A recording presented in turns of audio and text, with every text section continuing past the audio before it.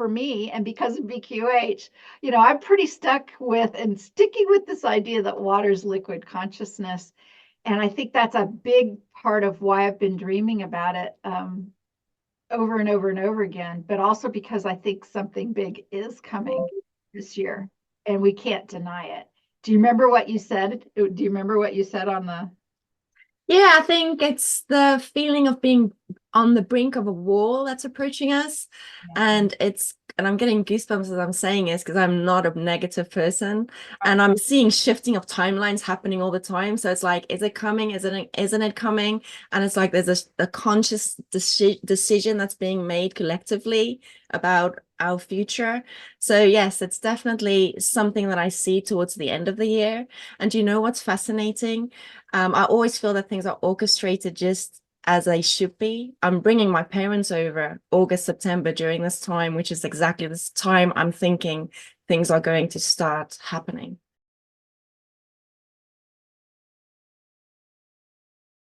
Hi, everyone. It's Candace Craw-Goldman from quantumhealers.com back again today. And this time I'm here with longtime friend and practitioner, Chrysilla Lewies. Hi, Chrysilla. Hey, Candace, how are you today?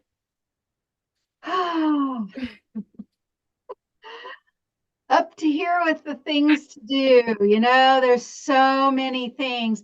I am so glad that when I was in my really 30s, 40s, even in my 50s, I'm so glad that I didn't know that those years, I would look back on them thinking, wow, things were a lot easier back then, in so many ways. Even when I was a young mom or anything, the number of balls to juggle right now for me and the things to deal with, it's a lot. I'm not complaining. I'm very grateful to still have my dad, but he's taking up a lot of time. We've gone through a few health things, and it's just time consuming, there. And then, of course, running a farm is a full-time job, and then running the business is a full-time job, and then running a practice is a full-time job. So all of those full-time jobs, plus I've reinvigorated my own health journey. So, I've been trying to put exercise in there and other things. So it's just life is very, very full and very busy, but always happy to make time for you, Chrysilla. Thank How you. how are you and what's going on with you these days? Well, I can say I feel your pain because it's pain, but it's enjoyment at the same time. I don't think I've ever been this busy. And it's also about making time for yourself, making time for business, as well as some pleasure, like putting your head down and getting out of the mindset of constant work and just switching off a little bit in a healthy way. Right. Oh gosh, that switching off's important, isn't it? When sometimes I'll get texts, and I won't say from who say, things like, why didn't you answer your text? I sent you a text, I don't know, 22 minutes ago. I'm like, I don't know, because maybe I didn't have my phone on me. I mean, I don't want to be the person that has it surgically implanted in me. And Priscilla, like I've been I don't know if you knew this or not. Some people might know this. Some people, I might have mentioned it, but our main YMCA, the big and nicest gym workout facility that's available to us, that's on the east side of Wichita. So between my dad's house and this house, right? So it's perfect place on the way into town to do anything and the perfect place to come back. Well, 2 years ago, a tornado went through Andover and took out several homes and completely made that, I don't want to say completely destroyed, but it took the whole roof off and the whole place was not able to be used for 2 years, right? So it just had its grand reopening, and it's basically they put everything back, right? There's nothing giantly new. Most everything just went back, and there's a few tiny little upgrades, but most everything has just been put back. what's been nice about that for me is before working out or even after I could sit in a sauna, I haven't been able to sit in a sauna for a while. And it's just the YMCA sauna. It's a co-ed sauna. It's by the pool. There's a lot of people. It's nothing spa-like, believe you me, but it's still a sauna and it's still valuable for health. I am absolutely shocked going in there now. I will go in there, and sometimes it's a pretty big room. There may be 7 people in there or even 8. There could be more people. There's room for more. I'm the only one who's not on my phone in A sauna? a sauna. No way. I would never have expected that. I I don't even know what to say about that. I mean, I have so many questions. First, like, really? Second, isn't it too hot for your phones? I actually asked one woman once when it was just her and me after some people left. I'm like, isn't that too hot for your phone? She was like, well, I'm not in here long enough. And I don't know. It's just weird. I mean, imagine me sitting there sort of, cross-legged and maybe trying to meditate a little and I have people here and they're all going like this. And I'm sad. It makes me sad. It's fascinating you mentioned that because you are trying to make time for your health, but you're not making enough time because, oh, I'm not in here long enough. And I read something really interesting this week about when you're on your phone, you're kind of hunched over, right, looking at your phone. And that's kind of the shame. I'm feeling shame. I'm feeling insecure. I'm feeling, it's all those negative emotions that your body is signaling when you're doing that.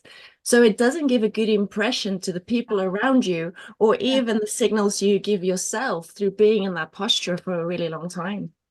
That's an excellent point. I hadn't quite thought of it like that, but all I know is, once again, and I'm used to this kind of by now, but once again, I'm looking around thinking, wow, are you different in this situation?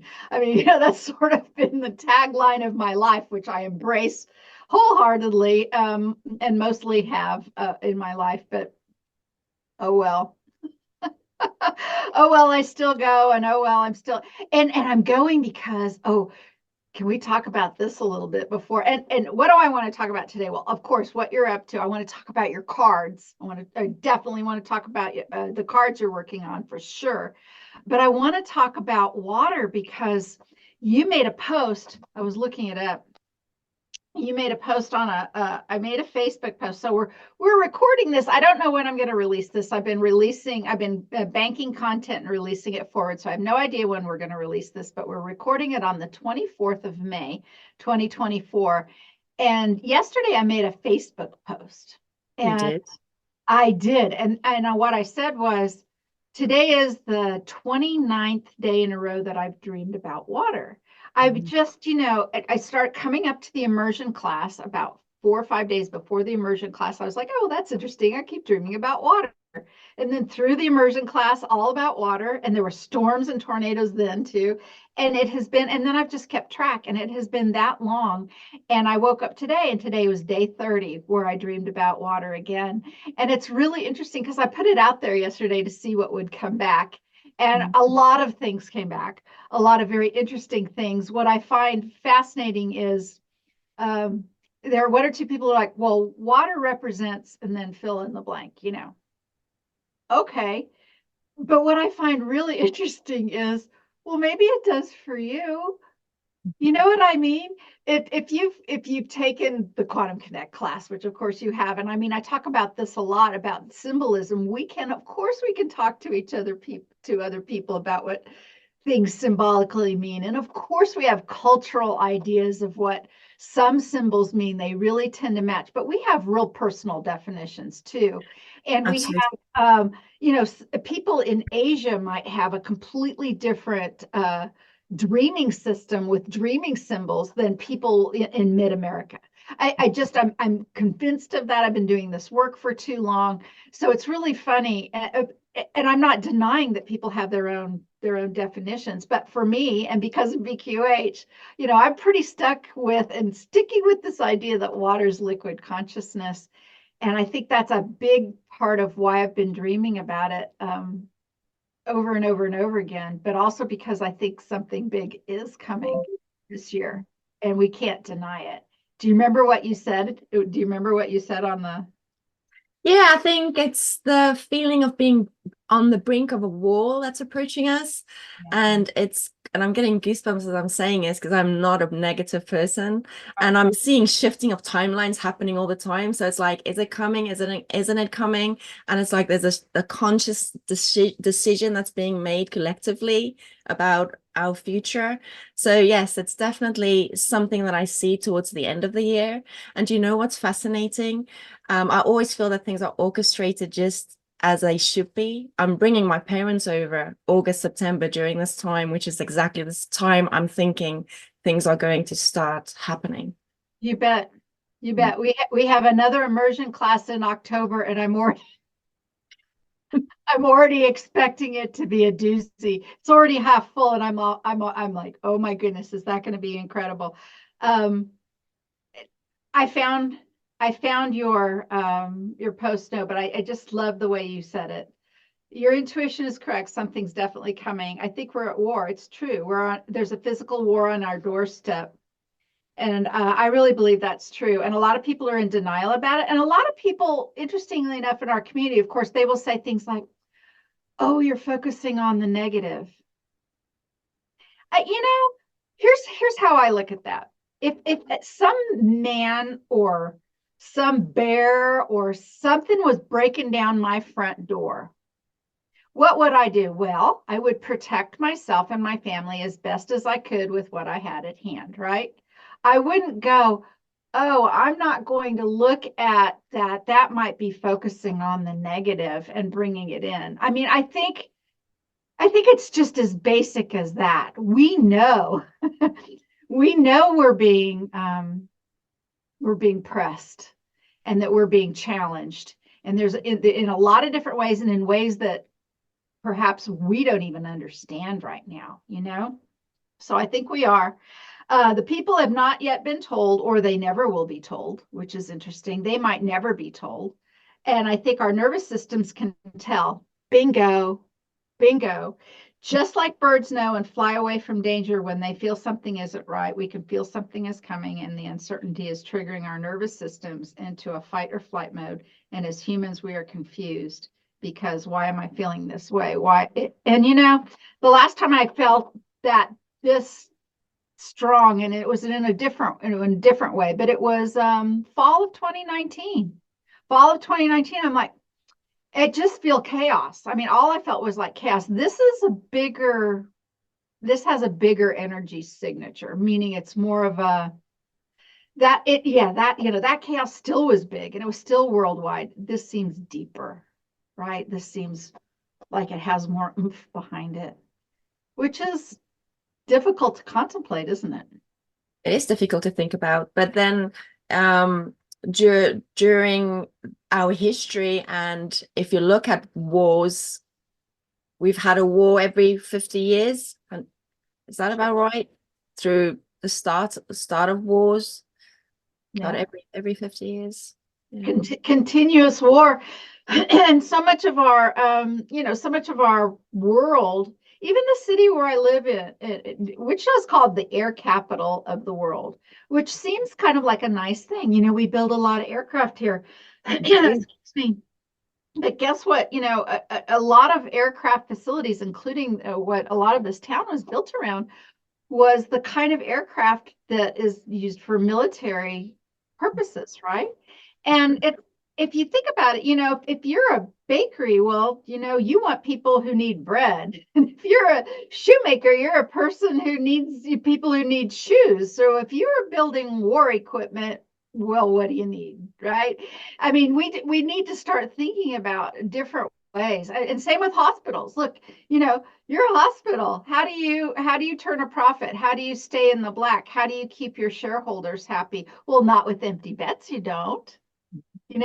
Empty beds that's a problem, right?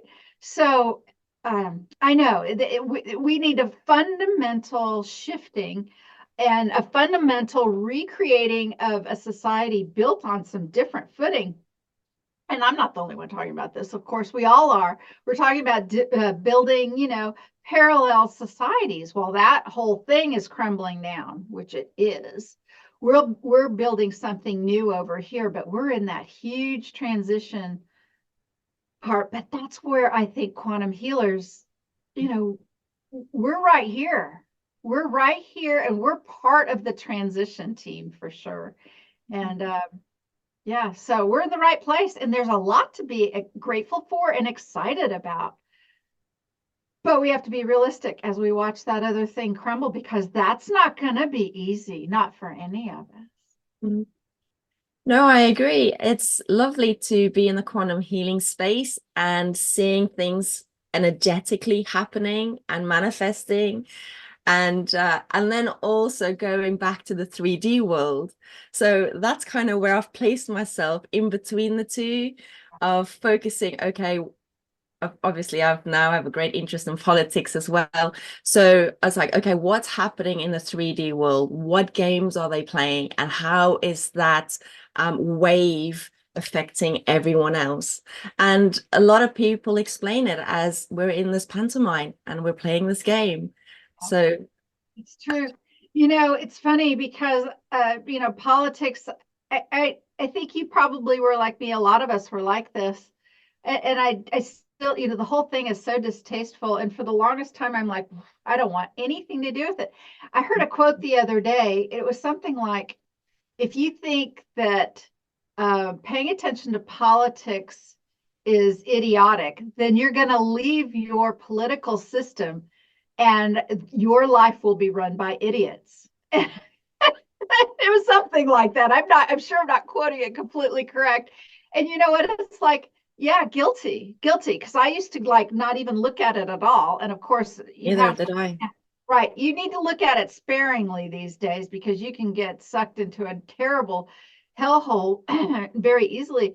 But there's also some places where change, and where having a few having some influence, especially on local levels. In America, there's a movement around where we understand that our county sheriffs, the person who lives down the road from you, has more power than you might imagine. And you want that fella or that woman, I think most of them are still fellas, you want that guy on your side. You want to know how he thinks, what he thinks, and who's who's taking him to lunch, and sending him on any sort of nice dinners out or vacations or things like that. I mean, you want to pay attention to what that guy's doing. The upper echelon stuff seems sometimes crazy, but well, I'm proud of you, to bring that energy to that space. It's not an easy place to hold light. Yeah, no, it's not. And I've tried to bring in the spiritual energy into that, and it just doesn't work. It's as if that that world is still so heavy with the wrong type of energy, that bringing any type of light in it just gets consumed so quickly. It's just like, no, here's a bright light, and it's like, no, we can't have that. And it's a really difficult place to be. So the balance, being in that space, is very important. Yeah, that you saying that though, and then part of it's like, well, I can tell you this, right? So I thought, let me bring in some spiritual people in my space and talk about, like, our dear friend Alison. She's like a counselor, and she works in schools, and she has all this background with what's happening politically in our schools. And I thought, what a great topic to cover. And we had the interview, but we couldn't publish it because I advertised it to go out. But before it could go out, she was getting a lot of abuse. Yeah. And it's like, no. So it's like, no, we'll rather not publish it, because your work and what you're doing is way more important, and I can't put you through this. So I understand it. And what's so fascinating too is I think a lot about this. Do you? I think about being a kid and being on the playground. right? And even going through elementary school or even middle school and high school. And then they'd have like student council elections and things like that. And I remember being young and, of course, very naively thinking, well, look at how this works. It's not the best person that could handle the responsibilities that's being given. It's the one who talks the loudest or who gives away the most candy to the kids, or the one who's the most popular, or the one who's like who gives the most fake compliments and stuff like that. It was all so ridiculous and so fake and so terrible and so mean, right? It was so mean.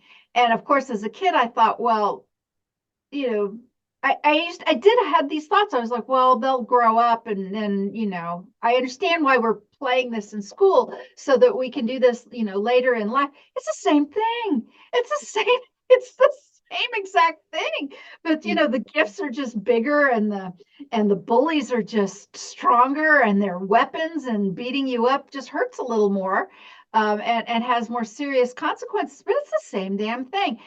Mm-hmm. All that being said, Chrysilla, I've heard this being talked about in the last little bit by people kind of in our space and in that kind of space.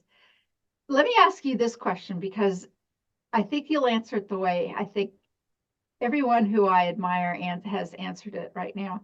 As absolutely horrendous as the last 4 years have been, and how stomach churning and devastating and cruel it has been. I mean, cruel in so many ways. Would you want to go back before? Would you want to go back before all of that happened and just carry on? No. Would you? Of No, course. I wouldn't. But maybe you can help me with this. And I'm so sorry that things beep in the background. I've got so many things going on. But You want to take some time to undo something?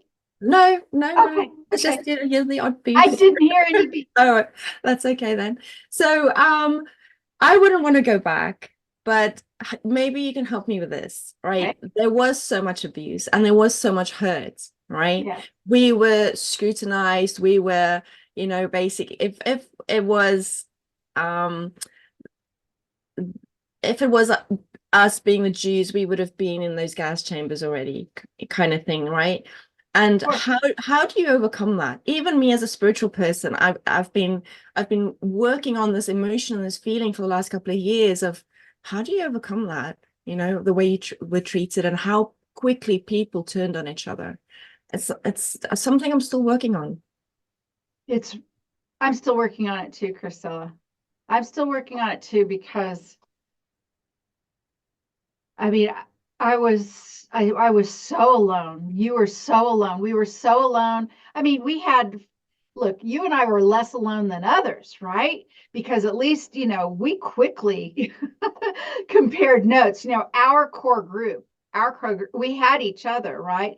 But I had extended family members and people very close to me who they would saddle up to me and they would say things to me and they would say, well, surely you believe this and surely you're going to do that. And I'd be like, well, maybe you ought to ask me, because actually, no, no, I'm not going to do this, that, or the other. And I'm not playing that game. And the looks of horror kind of on their faces.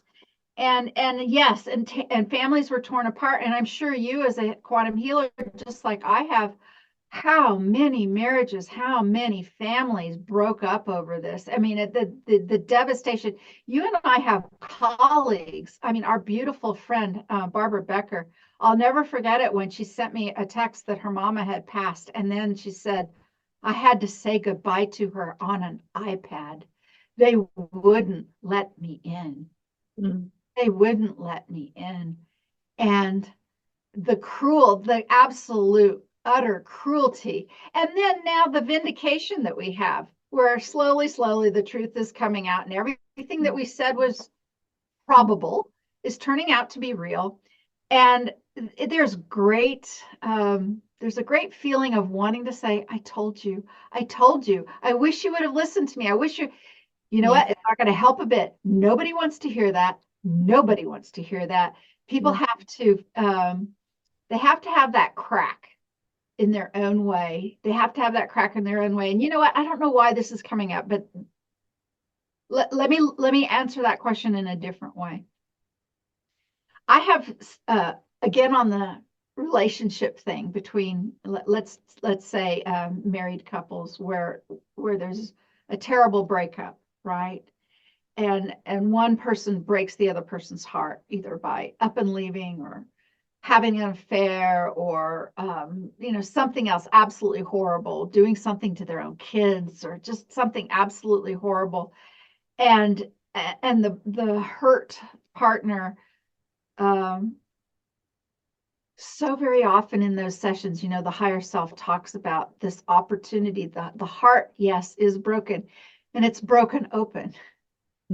There was a place in the heart that still needed breaking and exposing and revealing, right?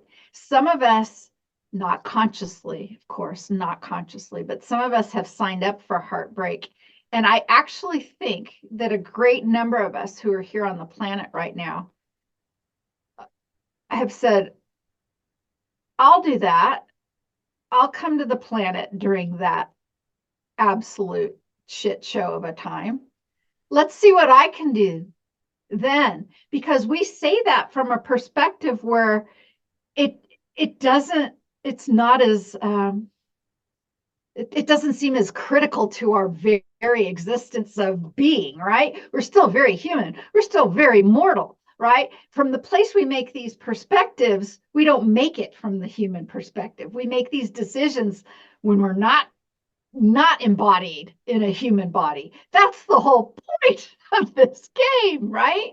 So here we are, and we should be so proud of ourselves. I'm saying that. I'm actually getting goosebumps about that. We should be so proud of ourselves, but oh my gosh, it's not easy. And so I have great empathy for you and great sadness for some of those people who cannot give us the gift of understanding that we might have had a little bit of foresight. It's sad, and I hope that maybe even in their hearts or at times they can do it, but some sort of self-preservation in them won't allow them to even say it. I know. It's self-preservation, and it's fear too. It's because they're scared. They're still scared. And maybe it's because they don't have some of the great confidence that you and I have about all that other realm, right? That bigger realm that we access all the time, that's like so palpable, so real. For a lot of people, it's still just it's utter faith without some of the experiences that we've had, and maybe God is. Oh, well, thank you for sharing your insights. It definitely helps. Well, I just want to give a tiny shout out to you about, and then I definitely want to know about your cards, but seeing some of your pictures, there are some people who are standing up to us, not up to us, up for us. Please let me say that better. There are some people who are standing up for us and speaking in the face of absolute, ridiculous opposition. And one of those people is Andrew Bridgen, and that you have gotten to meet him. Oh, yes. Meet him quite often. Oh my gosh. The next time you see him, would you run up to him and tell him that there's a little person smack in the middle of America in a place called Kansas who jumps around the room, and that moment when he was speaking to your parliament, and behind the glassed-in wall, the whole viewing room erupted into cheers. I was cheering in Kansas at the same time. I am so surprised that you are following our politics. I'm like, how does Candace know these things? Are you kidding? Andrew Bridgen is on. He's up here as one of my heroes. If we had more of them, if we had more men like him. Yeah. I know. He is fighting the battle for us. He definitely is. Yep. So. Making some headway. All right. So now that we've covered the state of the world, Chrysilla, tell me about your cards, because I want to know. Do you have any of them with you? No, I haven't printed them yet. So you're just you're working on the designs and then you're throwing them out to Facebook and showing people and Yes, it's finished. The design is finished. I've designed 52 cards. I am proofreading all the descriptions now because when I was publishing the cards, I wasn't really concentrating on the descriptions as much as getting the cards out. So the descriptions is being proofread at the moment, and then also hunting down a publisher. So it's either I'm getting a company to help me publish or I'll be self-publishing. But it's been a project in the making for over a year and a half. It was meant to be out months ago, but my plates were so full, I just couldn't get it out on time for Christmas. But the thing was, I started it many years ago, like I think a year and a half, maybe even 2 years ago, I started the project. And I got to maybe 10 cards and I thought, no, I'm not good enough. Like what am I thinking? And I banked the project. And then about 6 months later, I opened it up again. And I'm like, wow, these cards are amazing. Like, what am I doing? I should be finishing this deck. So that's what I did. So I continued working late nights, switched off the TV and doing all the things that distract us. And I found so much joy in creating them that I can't wait to physically have them in my hands. I'm just looking for that printing company to start printing them. That's fantastic. I do know that they make them. I did a little investigating, have had not from my own project, but for other people who had similar projects. And there are some that out there that will do that. I'm sure you already know that, some self printers, but yeah, the thing with publishers though, man, they need their cut and they need their opinions known and everything. And when you're a creator, that's your baby. And sometimes yeah, I don't know. I think self-publishing is probably going to be the way I'm going to go most of the time for anything, because I don't want anyone telling me what to do in any area of my life. Thank you very much. And publishing might be one of them. Chrysilla, do you use AI? And did No, when you first started? none. I didn't use any AI in any of my pictures. I'm so proud of that. Tell me that. Okay, because we need to talk about that a little bit. But Okay. if you haven't used AI, how do you construct your combination? Because they're like multimedia little pictures, right? They are. That's exactly what they are. So I use something that's called oh, I have to be very careful now with all the artists out there and picking my words right, and I'm not always good with that. So maybe you can help me. Okay, so I have my Adobe license, and Yeah. so and I use royalty-free pictures. And then with a combination of that, I will only use little bits of a picture. So it's like almost like building a collage, really. Yeah. So and researching that, and obviously I've had to look at infringement rights and things like Yeah. that, and fair use of art as well, right? So Yeah. that's everything I had to consider in making these cards. And hopefully, fingers crossed, I've followed all the rules. But I've basically taken little snippets of a picture and used some of my own backgrounds that I've created through various colors and paints digitally. And and then I've used a program called Affinity Photo, which I got to really know very well during COVID, because on a Saturday, this gentleman called Olivio had a live stream, and we were locked down, and I just started, he was teaching how to use the program. So all the elements of it, how to change colors, how to take, I don't know, like how to do cutouts and things like that. And that's what I did. And he would make these beautiful landscapes of like I don't know, like a whole world in a bowl, an ocean bowl, and things like that. He got really creative in the way he was doing things, and I felt so inspired, and that's how it started. And yeah, hopefully it will all work out. But with artists out there, it's their hard work as well. So you Yeah. have to give credit where credit's due. And it's really hard because, as you say, everyone is out to make a penny or make the money. So I know, at least through using their image, even though I'm just using a tiny bit of it, hopefully I am also supporting them. And, that of course I'm using their art, and hopefully they can see and appreciate what I've done with them. Super. Well, you've got a background right now where you've got a white wall. And so Yes. I'm going to ask you something. So when we're done, because we're pre-recording this, of course, maybe you could send me one of those cards and I'll cut it into the video right there by the wall right there. So and I'm going to do that. Do you think that you could talk about just any one card that you can kind of call up in your memory right now that maybe inspired you or that you're thinking about right now? Because I definitely want to show our viewers an example of one of your cards. Could you do that?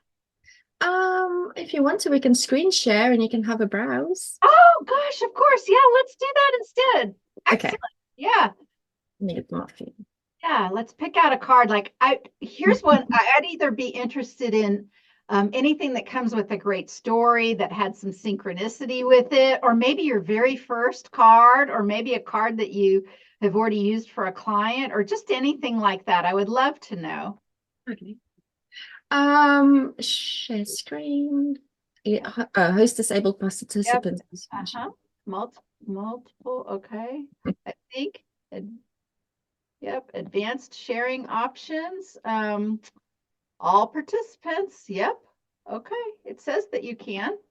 Okay, brilliant. So there we go. Excellent. Fantastic. Oh, good. All right. This is great. Wow. So, look at how organized you are. Yes, I had to be. So I would say my favorite card, if I were to pick one, would be this little hermit guy. Okay. So you could see that I have a PNG JPEG file, the hermit itself, and then I have a little assets folder, which is all the elements I used to create that file.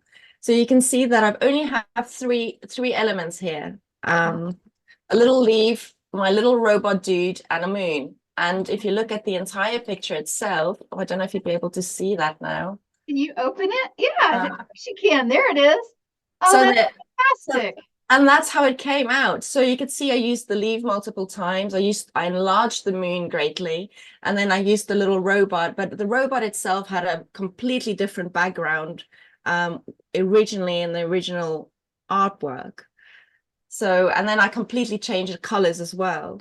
So and that's completely transformed. The hermit, I like this little dude because the hermit's normally sad, isn't he? And lonely, and he's looking for his life purpose and the meaning of life. But this hermit is quite kind of finding his purpose through enjoying life, and having experiences. I think it's fantastic. Oh, I love it so much. Wait, I have more questions about the hermit. Okay. Don't leave him too fast. Let me ask you about him. Okay, go on.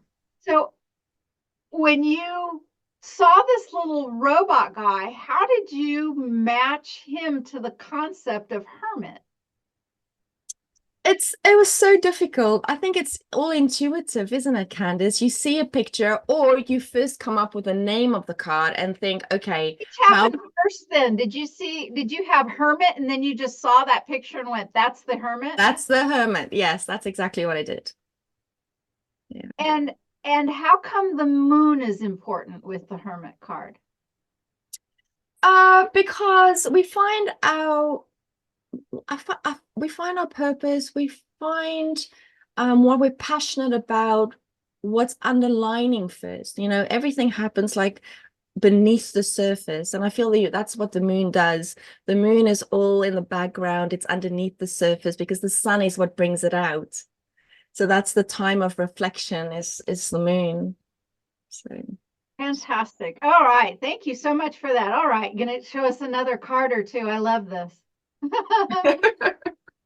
This is the preview, everybody. Definitely. Okay, which other one can we choose that I really, really enjoyed working on?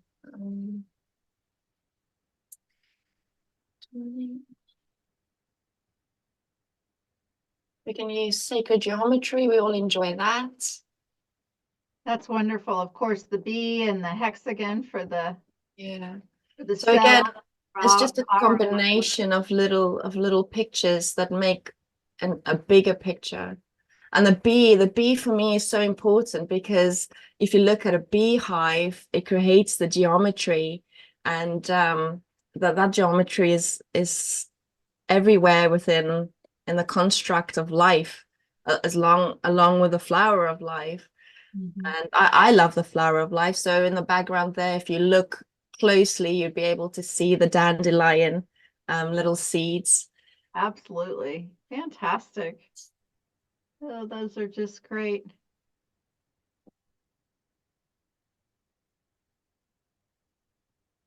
So have you used these at all?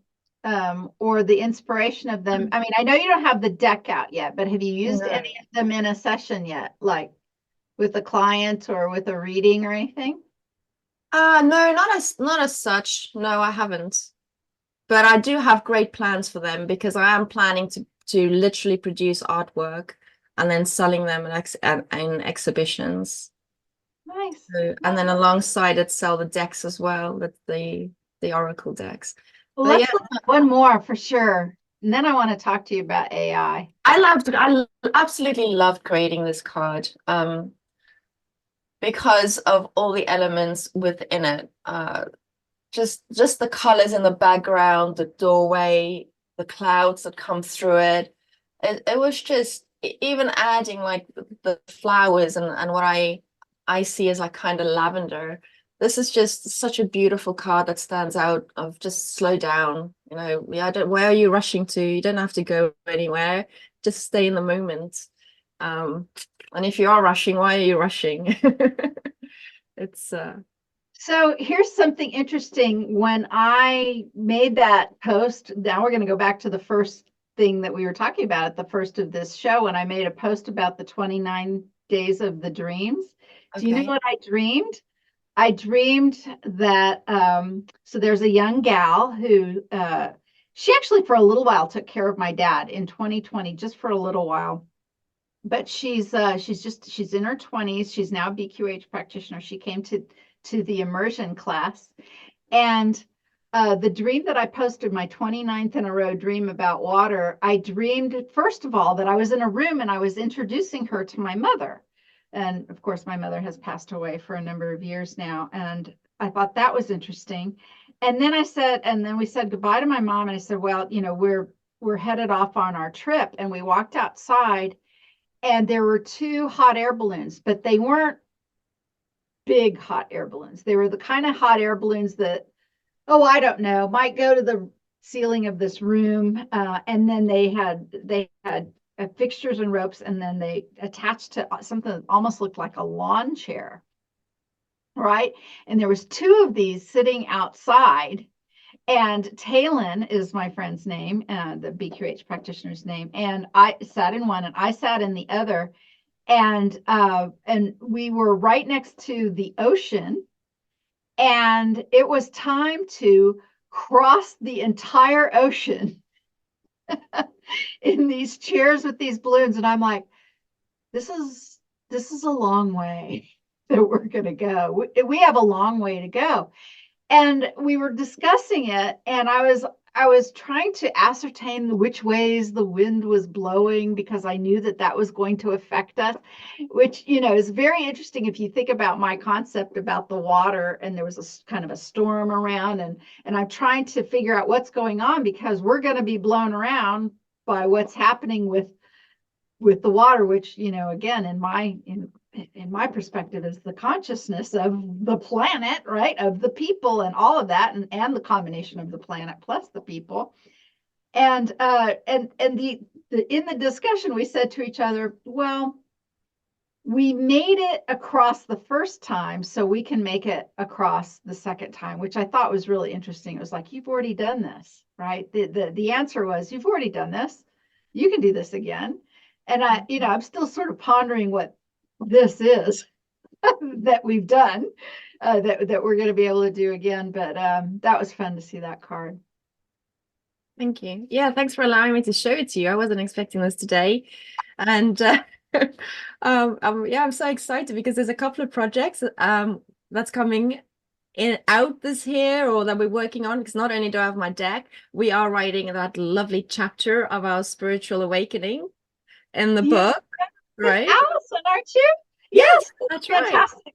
So not to give too much away, but our dear friend Allison Brown is collecting some stories of awakening. And so have you got yours figured out? I mean, I've been round and round about what I want. I I'm mean, finished. I'm this finished. shut up. I'm finished. La, I la, literally, la, I la, finished la. it You did today. not say that to me. You did not say that to me. Oh my God. You know what? If I would have, and I almost did, if I would have sat down and wrote it the when the idea came out, I would have changed my mind already. Because, well, for me, I have a lot of writing in progress. It's been in progress for a long time. It's just socked away on, in the cloud. You'll be able to do it in no time. It's only 3,000 words. It's only Oh, a I chapter. know. I know. Actually, that's my problem. Actually, is You that have too much to cram into 3,000 words. exactly. I have to think of a pared down way of talking about this. And at first, so for those, I don't know if we were clear enough or not, it's basically your awakening story.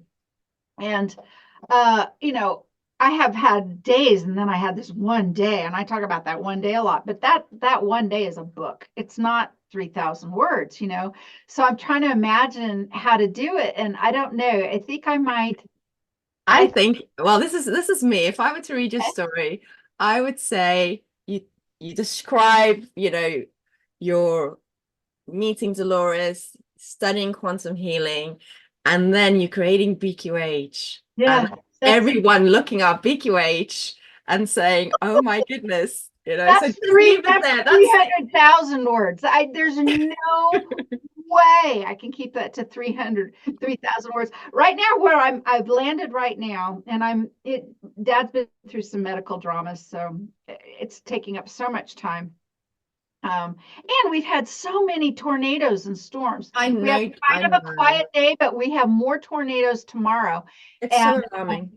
well, we're lucky. I'm in a basement right now. I'm okay with that. But I have to the preparation to get everyone safe. And when I mean everyone, the 93-year-old guy down the stairs, and I bring all the animals that can be in the basement, except for the horses, down here. And then they have to have their preparations, especially with hail sometimes that's that big. It can be.